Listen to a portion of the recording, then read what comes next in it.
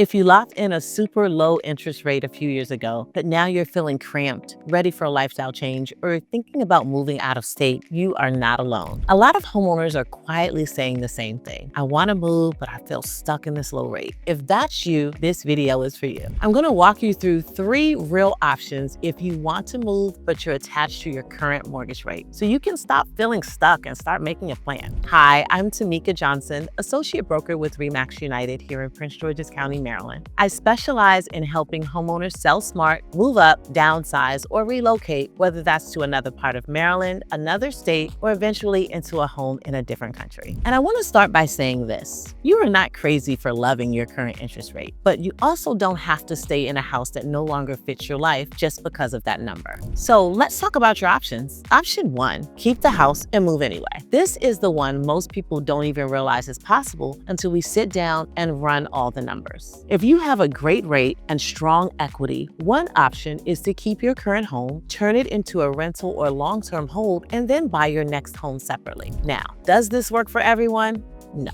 But for some sellers, especially if your payment is low and rents in your area are strong, this becomes your first step in building a real estate portfolio, not just selling a home. Here's how I walk clients through it. We look at what your current monthly payment is. What could this home realistically rent for? What would your next home roughly cost you with today's rates? And sometimes the numbers say this will be too tight right now. And sometimes the numbers say if we structure this correctly and you're comfortable being a landlord, we might be able to keep this low rate property and still move. Emotionally, it also gives you a bridge. Instead of feeling like you're giving up your low rate completely, you're repurposing it as part of your long-term wealth plan. Again, this is not a one-size-fits-all answer, but it is a real option, and it's worth running the scenario with a professional before you tell yourself we're stuck forever. Option number 2.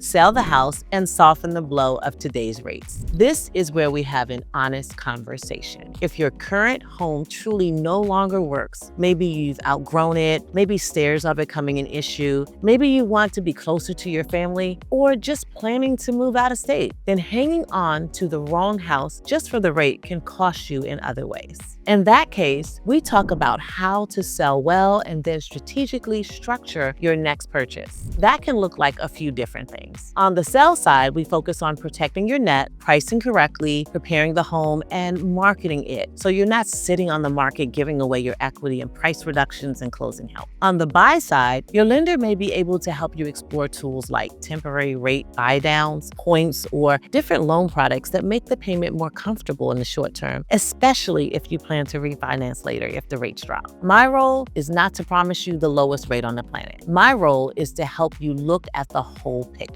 What are you walking away with from the sale? What does that allow you to do on your next purchase? And how do we line that up with your real life, school, work, family, and where you actually want to live? For some people, when we lay it all out, they say, yeah, you know what, Tamika? Even with the higher rate, the lifestyle gain is worth it. That means a shorter commute, a house that finally fits your family, or a location that positions you for your next step, whether that's Florida, North Carolina, or eventually a whole nother country. The point is, we make that decision with eyes wide open, not just fear of a number. Option 3, sell the house and give yourself a bridge chapter. This is the one most people forget about. You can sell your home, rent a season, and then make your next purchase when it truly makes sense. I call this the bridge chapter. Here's when that might make sense. You know you want to leave the area within the next 2 or 3 years. You're not sure yet if your next move is across town, out of state, or even out of country. You need to unlock your equity, but you don't want to rush into buying the first thing you see. In that case, we can sell your home now while it still shows well and fits the market. You move into a rental, short-term, or 12-month lease, and you get to give yourself the freedom to explore. Maybe that's exploring different neighborhoods locally. Maybe it's spending extended time in the state you want to move to next. Maybe it's taking scouting trips to another country and getting to know what's possible there. For a lot of people, this removes a huge amount of pressure. You're not trying to line up, sell this house, close on that house, transfer jobs, enroll kids in school, all of that in one 30-day window. You've taken your equity out of the house, you're no longer tied to property that doesn't fit, and you've bought yourself time and options. Yes, you'll be temporarily giving up your low rate, but in exchange, you're gaining flexibility, clarity, and the chance to make your next move very intentionally instead of reactively. And I'll give you a quiet fourth option that's really more of a mindset shift. Option 4 is this. Stop thinking in all or nothing terms. It is very easy right now to say, rates are higher, so we can't move. The better question is, what do we want our life to look like in the next 3 to 5 years? And how does our current housing support that? If your goal is to eventually live part-time in another state or another country, we build a plan around that. Maybe that means selling now, simplifying, and then buying something smaller locally so you can position yourself financially for that global move in a few years. Maybe it means keeping this home as a rental and using it as a launch pad for the next chapter. There is no one right answer, but there is a right answer for you. And it starts with a real conversation about where you're headed. So if you've been sitting in your living room saying, we've outgrown this house, I'm ready to be somewhere else, but I love this rate, I want you to know you are not trapped. You do have options, and my job is to help you see them clearly. Here's what I recommend you do next. First, get your thoughts out of your head and onto paper. Write down why you want to move. Is it more space? Is it less maintenance? Is it to be closer to family? To set yourself up for a move out of state or out of country? Any of those. Second, write down your current mortgage payment and a rough idea of what you still owe. You don't have to have it perfect. That's what the professionals are for, but it gives us a starting point. Then reach out and schedule a strategy session with me. If you're in Prince George's County, the surrounding Maryland suburbs, or the Washington, D.C. area, I can sit down with you, look at your numbers, your timeline, and your goals, and walk you through these options in the context of your real life.